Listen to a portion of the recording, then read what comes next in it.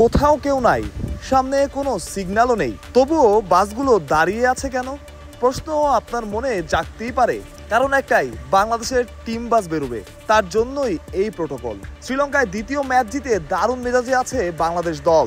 ক্যান্ডিতে তৃতীয় one day series নির্ধারণী। শুধুই কি সিরিজ নির্ধারণী, নতুন করে ইতিহাস গড়ার হাতছানি, সবকিছুই বলা যায়। বাংলাদেশ দলের জন্য এই সিরিজটা গুরুত্বপূর্ণ।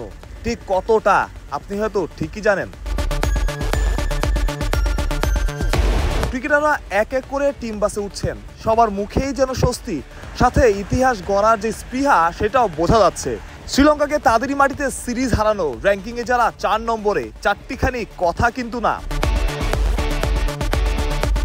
মেহেদী হাসান মিরাজের দল, তবে এই দলটার ক্যাপ্টেন যেন সবাই। এই ছবিটাই যেন তার প্রমাণ। দলবল নিয়ে বের হচ্ছেন নাজমুল হোসেন শান্ত, সাথে তাসকিন, মিরাজ।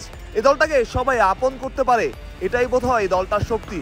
বাংলাদেশের জন্য প্লাস পয়েন্ট। তাসকিন ফিরছেন, শান্তর থাকারও সম্ভাবনা প্রবল। এই দলটা শ্রীলঙ্কাকে হারাতে পারে, সেই সামর্থ্য তাদের আছে, সেটা তারা দ্বিতীয় ম্যাচেই প্রমাণ করেছে। ক্যান্ডি থেকে বাহুস প্রত্যয়, বিডি ক্রিক টাইম।